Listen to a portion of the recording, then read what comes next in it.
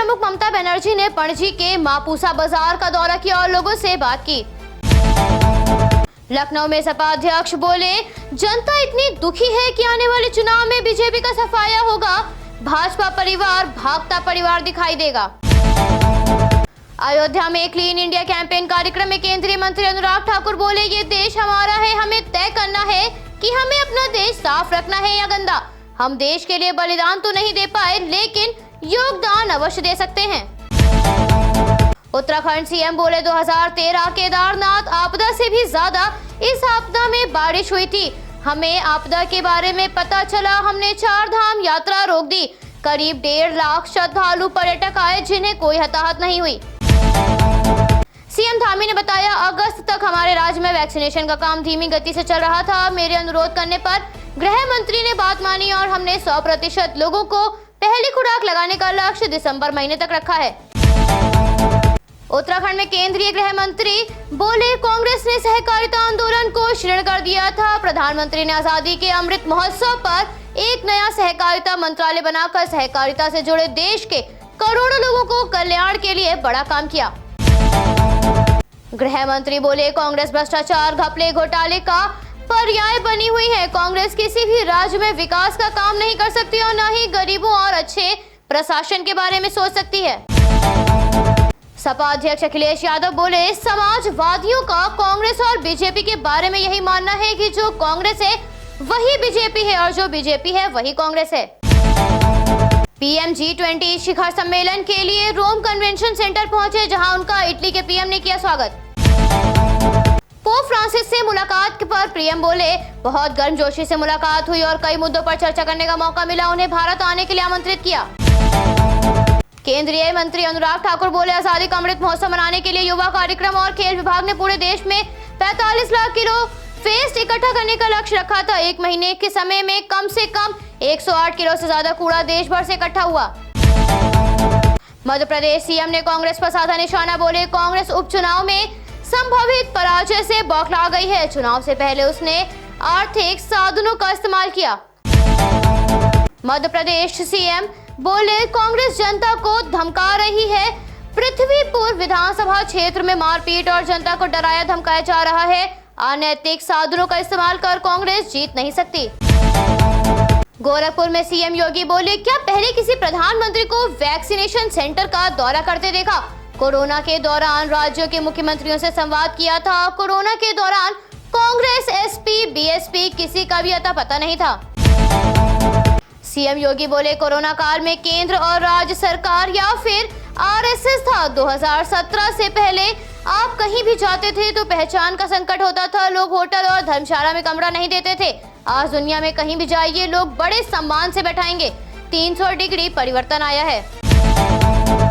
रोम जी शिखर सम्मेलन के लिए रोमा कन्वेंशन सेंटर में पीएम मोदी और विश्व के अन्य नेता फैमिली फोटो के लिए एकत्रित हुए। फोटो सेशन में फ्रंटलाइन वर्कर्स भी हुए शामिल। पीएम ने और विश्व के नेताओं ने रोमा कन्वेंशन सेंटर में वैश्विक अर्थव्यवस्था और वैश्विक स्वास्थ्य पर आयोजित सत्र में लिया हिस्सा। बिहार सीएम ने जयप्रभा मेदांता अस्पताल का किया उद्घाटन समारोह में सीएम नीतीश बोले, जयप्रकाश नारायण जी की इच्छा थी कि कैंसर का अस्पताल बनना चाहिए। हमने अनुरोध किया है कि कैंसर का विंग जल्द शुरू किया जाए। पश्चिम बंगाल के मुख्यमंत्री ने ओल्ड गोवा में basilica of Bom Jesus church का दौरा किया। पीएम ने वेटिकन सिटी पहुंचकर पोप फ्रांसिस से की मुलाकात। दोनों के बीच हुई चर्चा। लखनऊ में सीएम योगी ने अयोध्या के दीपोत्सव कार्यक्रम में प्रज्वलन हेतु राष्ट्रीय गौधन महासंघ द्वारा निर्मित दीपों को अयोध्या ले जाने वाले वाहन को दिखाई हरी झंडी। अमृतसर में दिवाली के अवसर पर मिट्टी के दिए बनाने वाले कारीगरों को अच्छी बिक्री की उम्मीद। लॉकडाउन के बाद ठप पड़े व्यापार को ग्राहक के आने से चलने की उम्मीद। राजद नेता तेजस्वी यादव बोले, तारापुर कुशेश्वर स्थान में उपचुनाव चल रहा है। सरकार पूरी कोशिश कर रही है कि इस प्रकार जनता में डर पैदा किया जा सके, धन बल का प्रयोग किया जा सके। कन्नड़ अभिनेता पुनीत राजकुमार के आकस्मिक निधन से दक्षिण भारत समेत पूरे देश में शोक की लहर। शांति और कानून व्यवस्था बनाए रखने के लिए कर्नाटक में पुलिस ने 31 अक्टूबर तक शराब की दुकानें बंद रखने के दिए निर्देश। दिल्ली सरकार के आदेश के बाद 1 नवंबर से राज्य में शिक्षण संस्थानों को खोला जाएगा, जिसके लिए DDMA ने जारी किए गाइडलाइन। कर्नाटक सरकार ने दिवाली को लेकर जारी किए दिशा निर्देश, केवल ग्रीन क्रैकर्स की ही बिक्री की अनुमति। बढ़ते प्रदूषण को देखते हुए WHO की ओर से पेश की गई रिपोर्ट में बताया गया जलवायु परिवर्तन मानव जाति के लिए सबसे बड़ा खतरा बन चुका है। अरुणाचल प्रदेश में कामेंग नदी का पानी अचानक हुआ काला, जिसके बाद हजारों मछलियां मृत पाई गईं।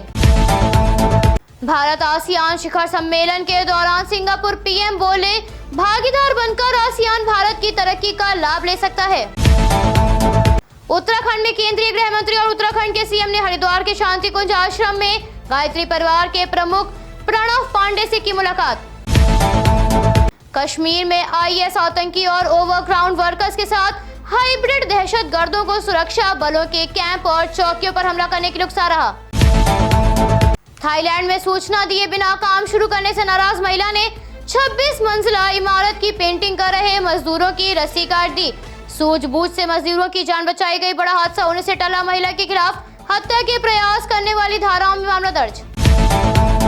अमेरिका में बच्चों को कोरोना संक्रमण से बचाने के लिए 5 से 11 साल के बच्चों को फाइजर की खुराक दी जाएगी।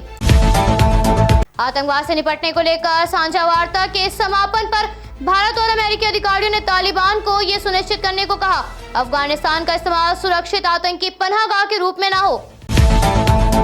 अमेरिकी व्यापार प्रतिनिधि प्रेस कार्यालय ने जारी किया बयान, अमेरिकी व्यापार प्रतिनिधि 22 नवंबर को नई दिल्ली की यात्रा पर आएंगे। न्यू जर्सी में दवा कंपनी की भारत वंशियों की लूट के इरादे से गोली मारकर हत्या, हत्यारे को पुलिस ने किया गिरफ्तार। G20 शिखर सम्मेलन में जलवायु परिवर्तन, कोरोना वायरस और अर्थव्यवस्था पर हुई चर्चा। जलवायु परिवर्तन से निपटने के लिए सख्त कदम उठाने की बात। पाकिस्तान ने तालिबानी द्वारा नियुक्त राजनयिकों को चुपचाप देश में अफगान दूतावास और वाणिज्य दूतावास का प्रभार संभालने की दी अनुमति। गोरखपुर के चौरी चौरा थाना क्षेत्र में अपहरण कर किशोरी से दुष्कर्म का मामला आया सामने। आरोप में आर्यन सरोज व साजिश रचने के आरोप में मां और बहनों के विरुद्ध मामला दर्ज, मां को किया गिरफ्तार। कानपुर में बाजारों में जाम की समस्या दूर करने के लिए ट्रैफिक पुलिस ने धनतेरस से वाहनों का रूट किया डाइवर्ट। प्रतिदिन 3 बजे से देर रात तक शहर के सभी प्रमुख बाजारों में वाहनों की नहीं होगी एंट्री। आगरा में प्रदूषण का स्तर बढ़ा, AQI 308 पहुंचा। हवा में सूक्ष्म कणों और धूल कणों की मात्रा बढ़ी। काकोरी के महला गांव में नशे में धुत पति ने पत्नी के पैसे नहीं देने पर बांके से गला काटकर पत्नी की हत्या, आरोपी पति गिरफ्तार। इंदिरा नगर में चोरों ने लैपटॉप की मदद से क्रेटा के टॉप मॉडल कार का लॉक खोला और चुरा कर ले गए। अज्ञात चोरों के खिलाफ मुकदमा दर्ज। मौसम विभाग ने हरियाणा समेत देश के कई राज्यों में बारिश की आशंका जताई। मौसम विभाग के अनुसार 30 से 50 किलोमीटर प्रति घंटे की रफ्तार से हवा चलने के आसार। टोयोटा ने अपनी पहली ऑल इलेक्ट्रिक SUV BZ4X को किया रिवील। ये कार्बन तटस्थता के प्रति टोयोटा के दृष्टिकोण को दर्शाता है। हुंडई टक्सन SUV ने 2020 में अपना पहला ग्लोबल डेब्यू किया था। मॉडल को पहले US में लॉन्च किया जाएगा, जिसके बाद अन्य वैश्विक बाजारों में होगा लॉन्च। जर्मन कार निर्माता Volkswagen अपनी वर्चुअस मिड साइज सेडान कारें लॉन्च करने की तैयारी कर चुका है। भारतीय बाजारों में नए ऑप्शंस के साथ जल्द उतरेंगी।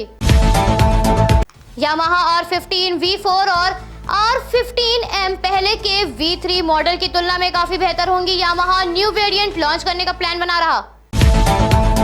ग्लोबल NCAP की तरफ से हुआ चौंकाने वाला खुलासा, टोयोटा यारिस को लेवल 1 स्टार मिला।